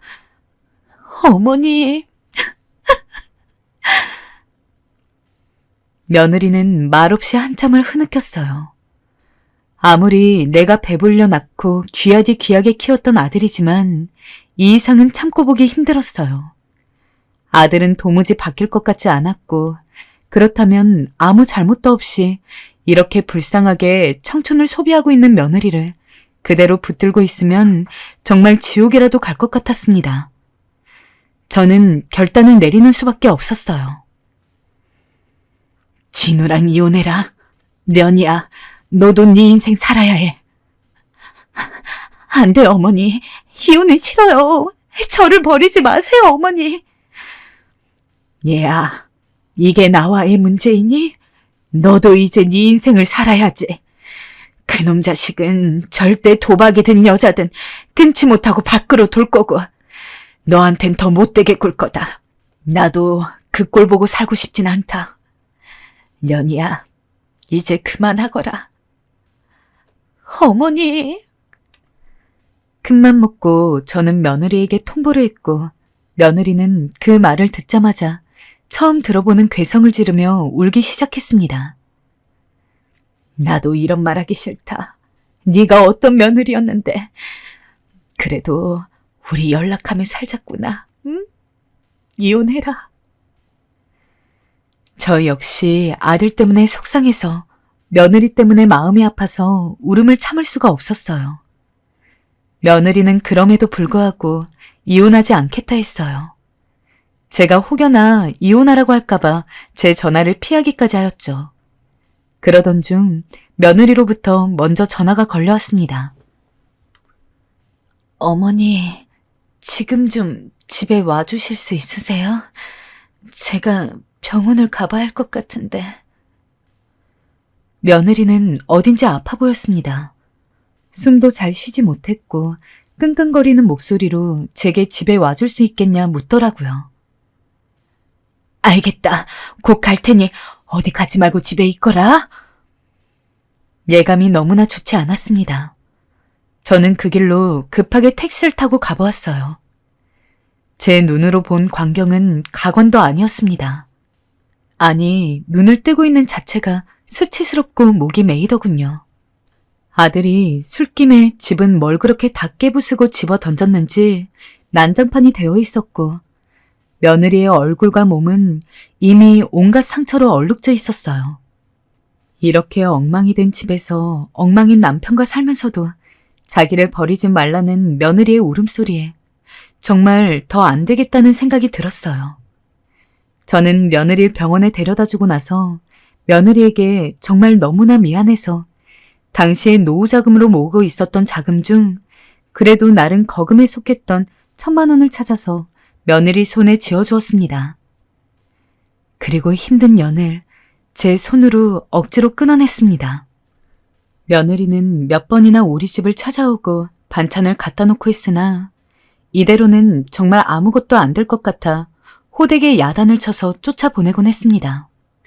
너무 착한 아이였기에 더 가슴이 아팠고 저 역시 그대로 집으로 돌아와 아들 부부가 이혼한 상황이며 모든 것이 기가 막혀 몰래 얼마나 울었는지 몰라요. 저만 힘든 것이 아니었는지 남편도 안 마시던 술을 마셔가면서 각자 방을 따로 쓰기도 하고 우리 집안 분위기는 점점 더 얼어붙어 갔네요.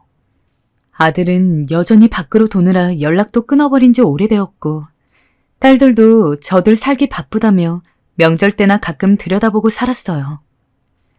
저는 나름 적지 않은 나이에 이런 풍파를 겪게 된 게 너무 기가 막히고 억울하기도 하고 우울증까지 찾아와서 여간 힘든 게 아니었어요. 그런데 어쩌면 이렇게 안 좋은 일들이 자꾸 겹치는 건지 제가 어디까지 버틸 수 있는지 저를 시험하는 것 같더군요.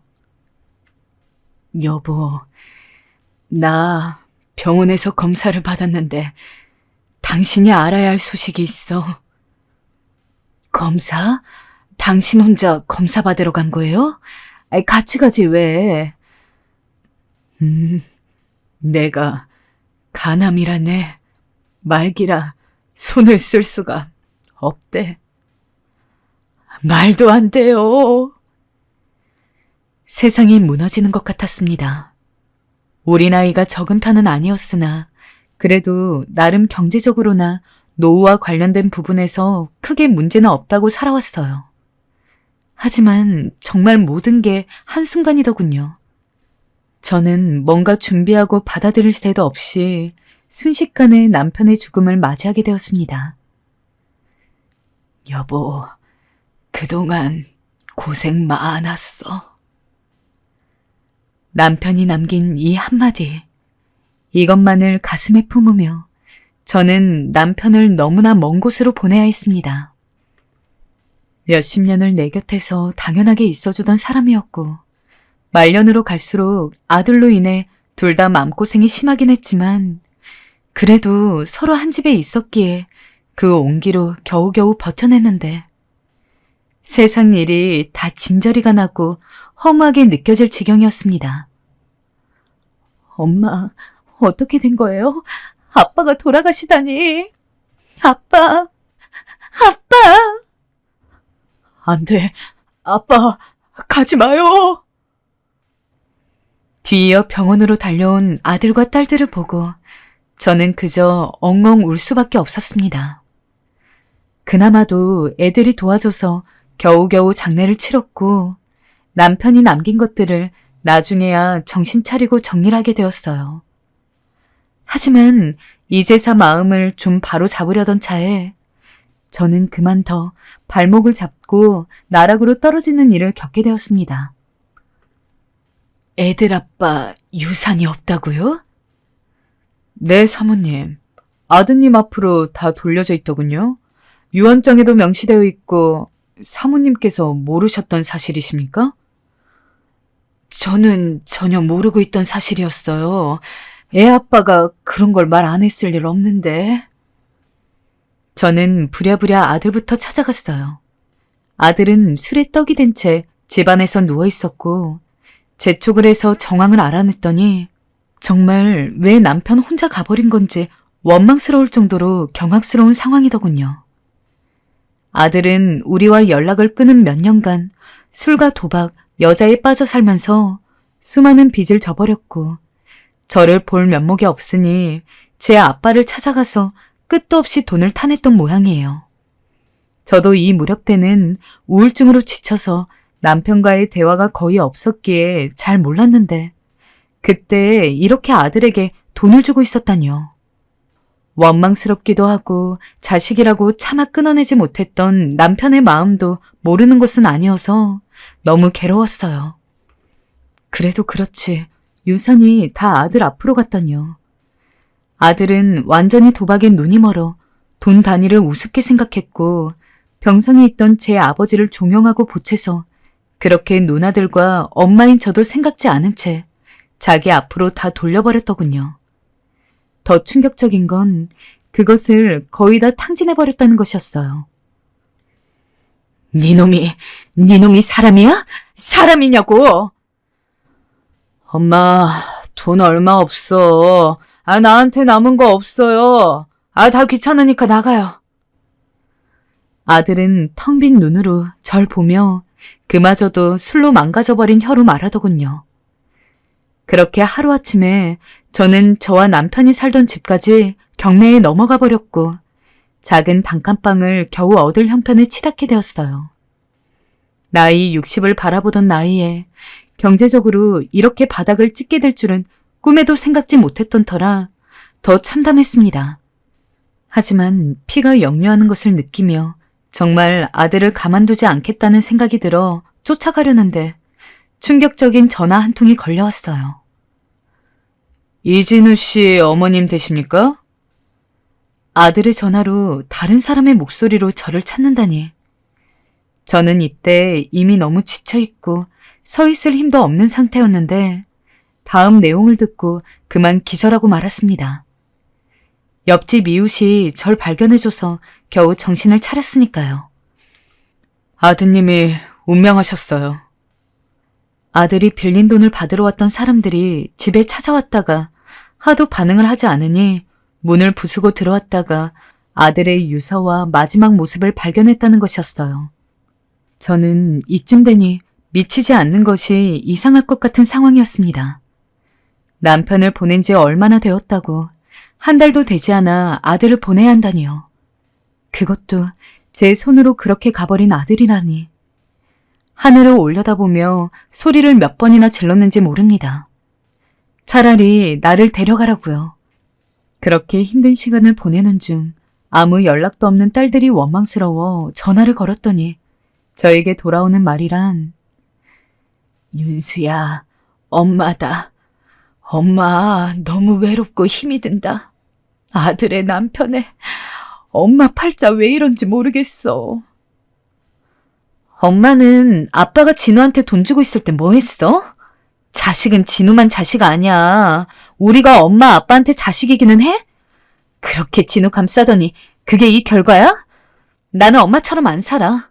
엄마 위로해주고 싶은 생각도 없고 더는 엄마 목소리 듣고 싶지도 않으니 연락하지 마. 이 말을 듣고 정말 저는 모든 걸 다 끝내고 싶었어요. 식음을 전폐하고 아무것도 하지 않고 그대로 조용히 있고 싶더군요. 이따금씩 옆집 이웃이 들여다보면서 자꾸 걱정하고 뭔가 주는 바람에 겨우 버티긴 했지만요.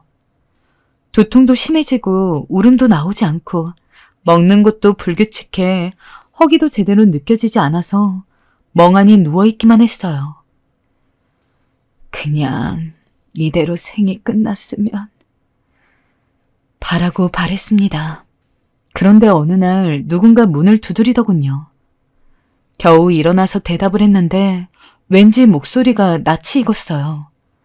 나를 아는 사람인가 싶었는데 정확히 제 이름을 부르는 것이었어요. 누구세요?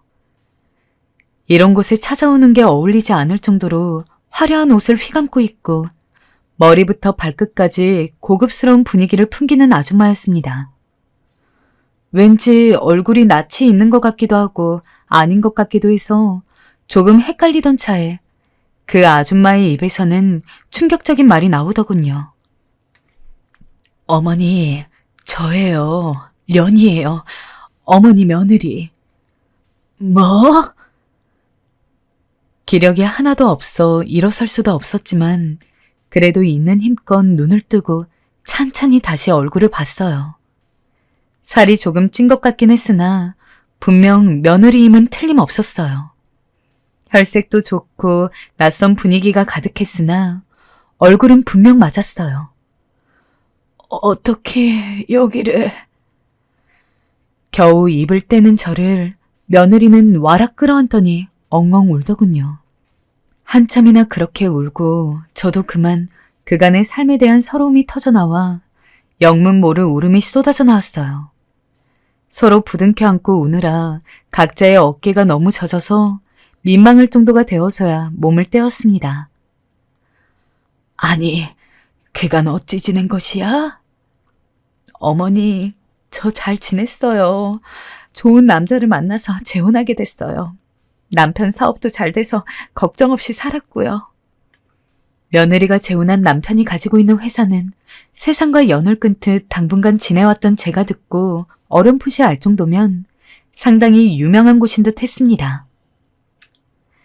네가 잘 산다니 너무 다행이구나. 근데 어쩌다 이 후미진 곳까지 오게 된 거야. 어머니, 저에게 처음으로 엄마와 같은 잔정을 주셨던 건 어머니였어요. 맨날 얻어맞고 바보 취급을 당하던 저를 사람 대접해 주셨잖아요. 저에게 엄마 하면 어머니의 이미지밖에 떠오르지 않더라고요. 제가 찾아가는 거 싫어하실까봐 꾹꾹 참았는데 도저히 견딜 수가 없어 얼마 전에 다시 알아봤더니 어머니가 힘든 상황에 계시다는 걸 알게 되었어요. 그래서 신뢰를 무릅쓰고 이렇게 찾고 찾아서 여기까지 오게 되었어요. 어머니, 저희 집 근처에 아파트를 하나 얻어놨어요. 제 마음대로 처리해서 죄송해요. 전에 사시던 동네에 있던 스타 아파트 아시죠? 재건축해서 더 좋아져서 어머니 편하게 모시기에 정말 좋겠더라고요. 이제 제가 어머니 며느리는 아니지만 그렇다면 딸로서 모시게 해주세요. 며느리가 말하며 내민 아파트 계약서를 보니 예전에 우리가 살던 부촌에 있던 곳이고 다시 재건축을 하고 있을 때 우리 집 가세가 기울어 영영 꿈도 못 꿔보고 나오게 된 곳이었어요. 아마도 제 생애에는 도저히 도전해볼 수 없는 그런 엄청난 곳이었는데 전 그 계약서를 들고 엉엉 목 놓아 울고 말았습니다. 내가 뭐라고 이렇게까지. 난 이거 못 받는다. 내 아들과 결혼해 고생만 지지리한 너한테 뭐 잘한 게 있다고. 내 배 아파 낳은 아들도 딸들도 나를 버렸는데 내가 뭐 볼 것이 있다고. 어머니 이미 너무 많은 걸 해주셨어요. 제 어머니가 되어주셨잖아요. 저는 살면서 그 시절이 살면서 제일 행복했어요. 어머니, 우리 이제 그때처럼 함께 다시 살아요. 저도 어머니가 너무 그리웠어요. 나중엔 며느리도 눈물을 참지 못하고 다시금 저를 껴안고 엉엉 울고 말았습니다. 그 후 며느리는 제 이름으로 계약을 해주었고 눈 깜짝할 새에 일을 처리해버리곤 일주일에 2번은 꼬박 저를 찾아와서 종일 시간을 보내주고 있어요. 엄마, 오늘은 운동 같이 가요. 힘드셔도 매일 운동하셔야 건강하시죠. 제 옆에서 오래오래 사셔야 하니까 얼른 나오세요. 알겠다. 조금만 기다려라. 며느리는 예전처럼 저에게 가끔 엄마라고 부르기도 해요. 저도 며느리가 딸로 느껴지고요. 솔직히 아직도 이 생활이 실감나지 않습니다. 엉겹결에 며느리가 제발 그쪽으로 가서 같이 살자고 해서 오긴 했지만 이래도 되는지 민망스럽기도 하고요. 오래도록 상처 입고 내리막길만 가던 저를 다시 잡고 끌어올려주면서 매주 용돈도 주고 냉장고도 비지 않도록 채우면서 그렇게 살갑게 섬겨주네요. 이렇게 인생이 180도 변할 수가 있는지 꿈을 꾸는 것 같아요. 하지만 저를 기억해준 며느리와 시간을 보내는 게 너무 감사하고 감지덕지한데 이런 저에게 또다시 새로운 먹구름이 드리워지려고 합니다. 어쩌면 저는 조금이라도 편히 지낼 수 없는 운명인 걸까요? 바로 엊그제 친딸들이 대체 이 상황을 어떻게 알고 찾아온 건지 이 근처에 살고 있어서 뭔 소식이라도 들었던 걸까요? 매몰차게 연락을 끊을 때는 언제고 나란히 저를 찾아왔더군요. 그래놓고 겨우 안정을 찾아가던 제 속을 다 뒤엎어버리는 말을 합니다. 엄마, 이 서방이 사업하는 게 너무 안 돼서 나 진짜 못 살겠어. 애들 교육은 어떡해? 우리 거리에 나앉게 생겼어. 엄마 나이에 혼자 이렇게 좋은 집 살면서 딸인 내 생각은 안 나? 그래서 그런데 이 아파트 담보로 우리 대출 좀 해주면 안 돼? 이 정도면 충분히 나올 것 같은데. 제발 부탁이야 엄마. 한 번만 해주라. 응? 엄마, 나도 형편이 요즘 너무 어려워. 가게는 안 되고 매달 나가는 월세도 감당 못해서 쫓겨날 판이야. 엄마, 저는 우리가 미안해. 잘못했어. 우리도 섭섭하니까 말이 너무 모질게 나갔어. 용서 빌 테니 부탁 좀 들어줘. 어째 갈수록 내 원망만 하더니 끝은 결국 돈 얘기구나.